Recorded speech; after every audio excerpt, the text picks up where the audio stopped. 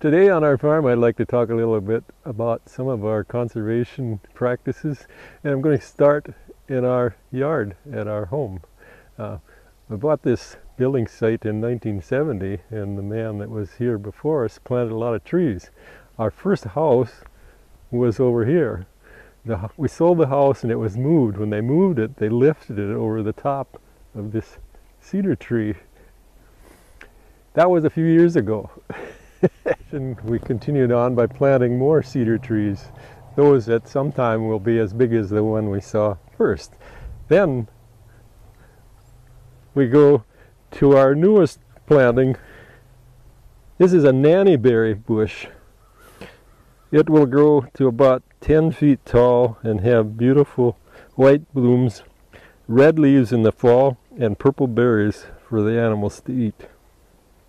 And in order to preserve our tree planting tradition in our yard, we begin by planting flowering crab trees. The tall one, in its glorious bloom now this spring, was planted about 10 years ago. The one next to it was planted last year, and this one was planted this year. It's a little slow.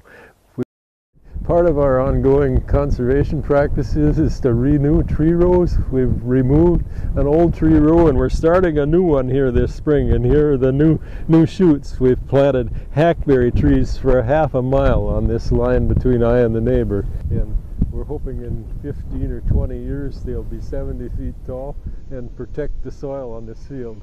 Another leg of our conservation program is CRP acres, Conservation Reserve Program, and this is an example of some of our acres.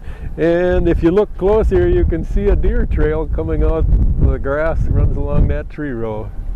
On our trip around our farm this morning, I'd like to have a last stop showing you a mature tree row that our family planted about 20 years ago.